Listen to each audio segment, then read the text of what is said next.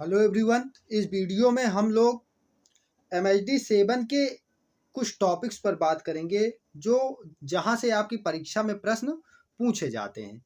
तो ये टॉपिक है बहुभाषिकता और द्विभाषिकता, और उसके बाद कोड मिश्रण और कोड अंतरण, इस पर बात करेंगे। और उसके बाद पिजन और क्रियोल पर बात करेंगे। चलिए बढ़ते हैं और देखते हैं। बहुभाषिकता और द्विभाषिकता से 2 बार प्रश्न बना है। पिछले 5 प्रश्न पत्रों में देखें तो एक बार तो पूछा है कि बहुभाषिकता और द्विभाषिकता को 100 उदाहरण स्पष्ट कीजिए। दूसरी बार बहुभाषिकता पर टिप्पणी करने को बोला है। तो देखते हैं, आगे बढ़ते हैं और इसको समझते हैं। बहुभाषिता और द्विभाषिता के विविध रूपों को। भारत अनंत काल से बहुभाषी देश रहा है। हमारे यहाँ कई सारी अनेकों भाषाएं बोली जाती रही हैं। इसके संदर्भ में एक कहावत भी है कि कोस कोस पर बदले पानी, 4 कोस पर पानी, कि जहाँ कोस कोस पर, हर कोस पर पानी का स्वाद बदल जाता है और 4 कोस पर वाणी बदल जाती है। हर प्रांत की अपनी भाषा, यानी कि हमारे यहाँ प्राचीन काल से ही बहुभाषिकता प्रचलित रही है और हर प्रांत की अपनी भाषा थी। लेकिन इसके बावजूद संस्कृत भाषा संपर्क भाषा के तौर पर देश को जोड़ने का कार्य किया करती थी। अब यही काम कौन कर रहा है? अब ये काम हिंदी ने करना प्रारंभ कर दिया है, यानी कि संस्कृत के उत्तराधिकारी के रूप में हिंदी ने यह कार्यभार संभाल लिया है। अब इस कारण देश का शिक्षित वर्ग, जो साक्षर समाज है देश का, वह हमेशा से द्विभाषी रहा है। आज अंतरराष्ट्रीय स्तर पर शिक्षा, महानगरों का उदय और दूर संचार और जनसंचार माध्यमों का विकास, इन सब कारकों से लगभग हर शिक्षित व्यक्ति द्विभाषी है और एक ही समय में एक से अधिक भाषाओं का भिन्न स्तरों में प्रयोग भी करता है। यानी कि देखिए, हम लोग हिंदी और इंग्लिश मिलाकर बोल देते हैं। जैसे अभी मैंने बोला, हिंदी इंग्लिश को मिलाकर बोल देते हैं, हिंदी और इंग्लिश। यहाँ मैं अगर हिंदी बोलता पूरी तरह से तो हिंदी और अंग्रेजी मिलाकर ना, तो अब मैंने क्या बोला, हिंदी और इंग्लिश मिलाकर। तो इसी तरीके से हम एक ही समय में भिन्न भाषाओं का प्रयोग करते हैं। यह भाषा वैविध्य का दूसरा आयाम है, यानी भाषा की विविधता का दूसरा आयाम है। और इसके बाद हम एक साथ कई भाषाओं को, उनकी कई बोलियों, शैलियों और प्रयुक्तियों, यानी कि प्रयोजन मूलक रूपों को बड़ी ही सरलता से प्रयोग करते हैं। द्विभाषिता की स्थिति में व्यक्ति की एक भाषा प्रमुख, यानी कि डोमिनेंट होती है और दूसरी भाषा गौड़ होती है।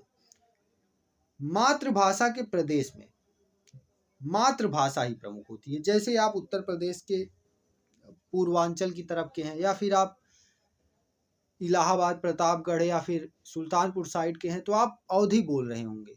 यहाँ पे आपकी प्रादेशिक बोली जो है आप पर हावी होगी। या फिर अगर आप पंजाब साइड के हैं तो आप पंजाबी बोल रहे होंगे, और उसके बाद उसमें आप हिंदी का पुट शामिल करते हुए बोल रहे होंगे। तो इस तरीके से इसको समझा जा सकता है। अगर इन स्थितियों को देखें तो बहुभाषिक स्थिति में व्यक्ति की द्विभाषिकता के कई तरह के रूप देखे जा सकते हैं। जैसे भाषा एक और भाषा दो। जब वक्ता एक ही भाषा परिवार की 2 भाषाओं में दक्षता प्राप्त करता है, यानी कि एक ही भाषा परिवार की 2 भाषाएं बोलेगा, जैसे हिंदी और बंगला, अथवा हिंदी और मराठी या फिर गुजराती। और कम स्थितियों में दोनों भाषा में समान दक्षता होगी, और ऐसी स्थिति है तो दोनों भाषा में समान दक्षता की स्थिति कम रहती है। प्रायः प्रदेश की भाषा प्रमुख होती है, यानी कि अगर गुजरात का व्यक्ति है तो गुजराती ज़्यादा बोलेगा, हिंदी का प्रयोग कम करेगा अपने प्रदेश में। दूसरी स्थिति देखें तो भाषा एक और भाषा 3 की है, जहाँ जब वक्ता 2 विभिन्न भाषा परिवारों की भाषाओं में दक्षता रखता हो।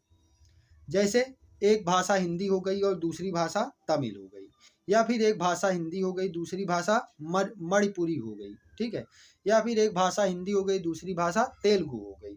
तो इस प्रकार की स्थिति जो है ये भाषा 1 और भाषा 3 की स्थिति होती है। इसके अंतर्गत हम हिंदी और अंग्रेजी को भी ले सकते हैं, जो भारोपी परिवार की भाषा है, पर अपने देश में अभी भी इसे पूर्ण रूप से भारतीय भाषाओं में नहीं गिना जा सकता। फिर भी इसकी स्थिति अन्य भाषाओं जैसे फ्रेंच है, जर्मन है, उसकी अपेक्षा पूर्ण विदेशी नहीं है। इस स्थिति में मातृभाषा ही प्रायः प्रमुख होती है।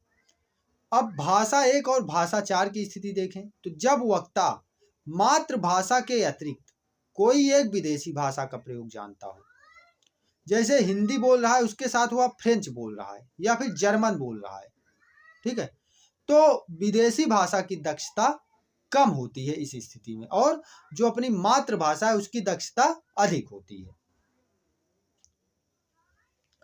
और अब तक हमने जिस द्विभाषिकता की चर्चा की, यह द्विभाषिकता वाह्य है, यानी कि भाषा 1, भाषा 2, भाषा 1, भाषा 3, भाषा 1, भाषा 4, ये बाह्य है। जहां व्यक्ति भाषा की 2 बोलियां बोले या भाषा की 2 विशिष्ट शैलियों का प्रयोग करे, वहां क्या होता है, वहां भाषिक स्थिति की द्विभाषिकता की बात देखी जाती है।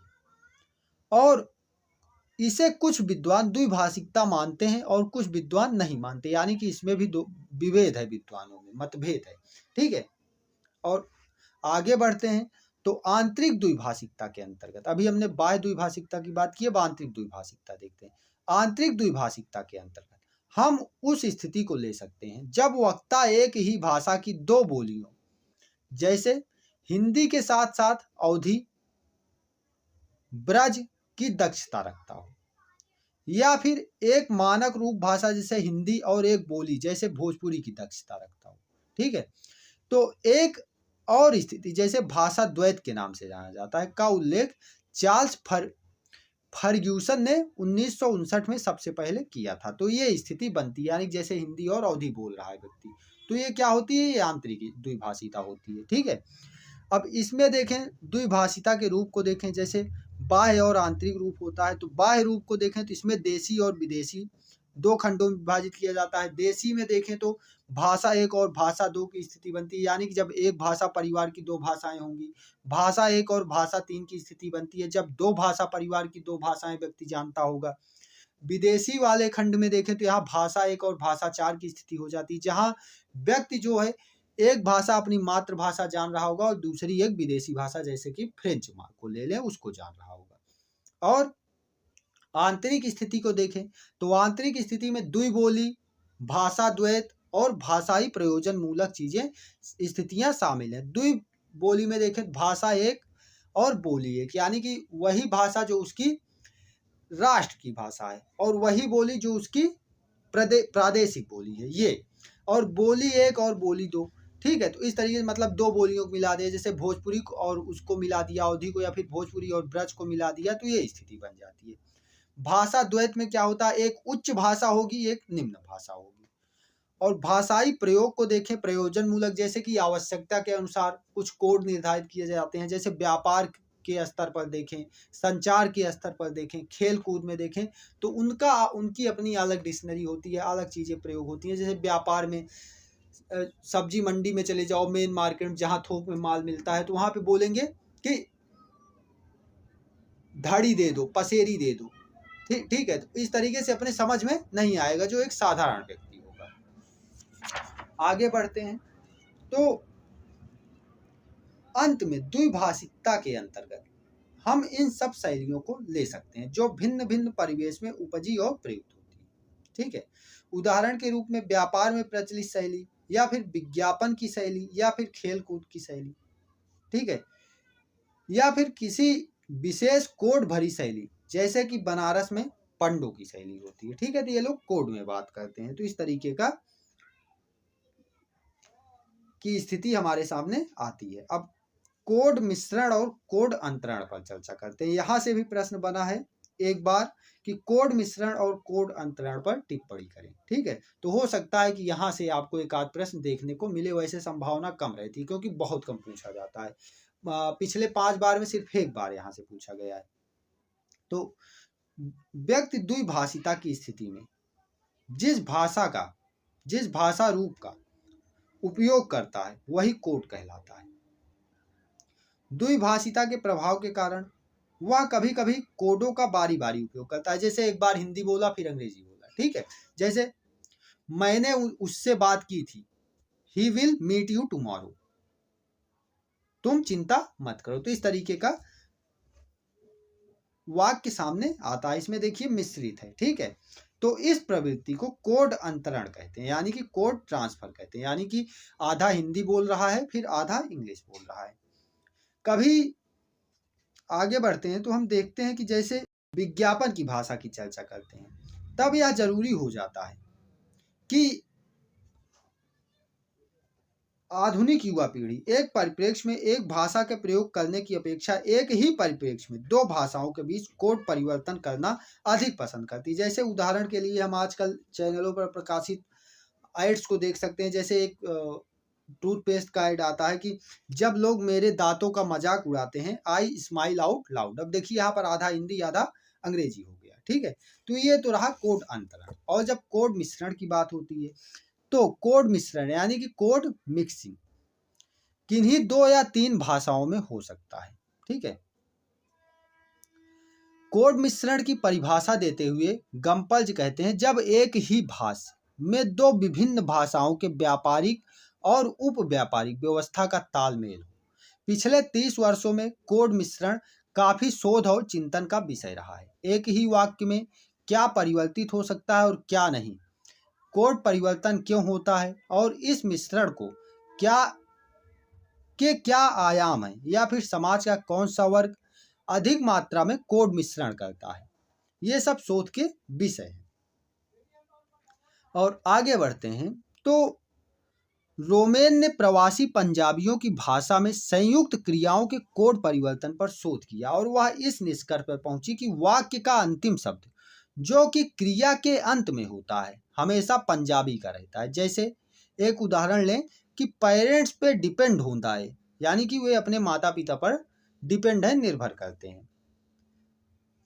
तो इस तरीके का ये उदाहरण लिया जा सकता है। भाषा वैज्ञानिकों के लिए यह खिचड़ी जो मिला जुला भाषा का रूप होता है, यह बहुत ही उनके लिए दिलचस्प विषय होता है उनकी शोध का, और वे इस संप्रेषण की गहराई में पहुंचना चाहते हैं और इसका व्याकरणिक स्तर देखना चाहते हैं और इस पर व्यापक गहन शोध करना चाहते हैं। जैसे कि हिंदी की अनेक संयुक्त क्रियाओं पर हो जाए, विशेषण पर हो जाए, संज्ञा पर हो जाए, तो इस तरीके से इनको मिलाकर एक नई भाषा बनती है। जैसे कि हम उदाहरण लें कि वर्क करती हूँ, ठीक है, या फिर डेली वर्क करता हूँ, ठीक है, या फिर एग्जाम पास करना। अब यहाँ देखें जैसे एग्जाम पास करना में करना लगाते ही जो पास है हमारा ये संज्ञा का रूप हो जाता है, ठीक है, और एग्जाम क्या हो गया, इसका एडजेक्टिव हो गया, ठीक है।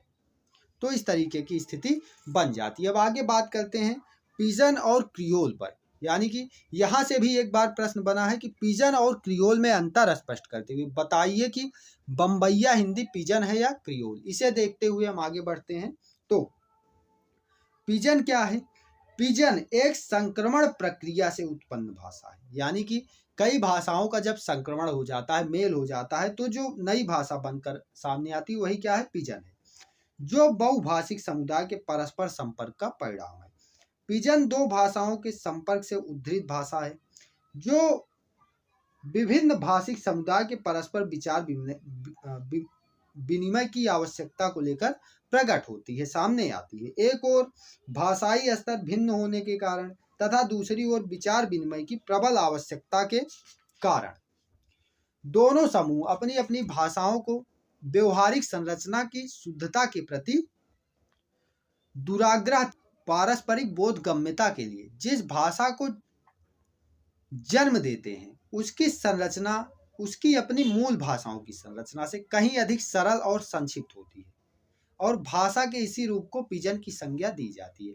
और पिजन का जन्म संप्रेषणीयता की आवश्यकता के कारण होता है, और चूंकि संप्रेषणीयता की आवश्यकता एक निश्चित व्यवहार क्षेत्र तक ही सीमित रहती है, यानी कि जहां उसका व्यवहार होगा वहीं वो सीमित रहेगी, जहां उसका उपयोग होगा, अतः यह किसी की मातृभाषा बनने में असमर्थ होती है। यह एक भाषा के दबाव के फलस्वरूप उत्पन्न सरलीकृत भाषा है। अतः यह मिश्रित भाषा नहीं है। इस प्रकार जब यही पिजन आगे बढ़ते हैं, कुछ दशक बीतते हैं, कुछ शताब्दियां बीतती हैं, तो यही भाषा क्या बन जाती है, यही भाषा मातृभाषा का रूप ग्रहण कर लेती है। और जब ये भाषा मातृभाषा का रूप ग्रहण कर ले तो वही क्रियोल कहलाती है। क्रियोल एक प्रकार की आवश्यकता जन्य भाषा है जो पिजन के रूप में उत्पन्न होकर प्रगति के चरमोत्कर्ष पर क्रियोल का रूप धारण करती है। यहाँ क्रियोल का अपना जन समुदाय होता है तथा इसके मानकीकरण का प्रश्न उपस्थित होता है। अतः जहाँ पिजन में कोई भाषा ना कहकर, पिजन को कोई भाषा ना कहकर भाषा का रूप कह सकते हैं, वही क्रियोल एक भाषा होती है। यानी कि पिजन का एक उत्कर्ष रूप होता है क्रियोल। उदाहरण के लिए पिजन भाषा के रूप में चीनी पिजन को लिया जा सकता है, अंग्रेजी मलेशियन पिजन को लिया जा सकता है, बम्बईया हिंदी को लिया जा सकता है। ठीक है, तो ये क्या है, ये पिजन है, ठीक है, ना कि क्रियोल है। तो इस तरीके से ये रहा पिजन और क्रियोल। मैंने संक्षेप में समझाने की कोशिश की है। आशा करता हूँ आपको समझ आया होगा। मिलते हैं अगले वीडियोस के अंदर। ठीक है, तो वीडियोस हेल्पफुल रहते हैं, लाइक सब्सक्राइब एंड शेयर करते चलिए और अपने दोस्तों से भी, अपने सहपाठियों से भी कराते चलिए। मिलते हैं अगले वीडियो के अंदर। धन्यवाद।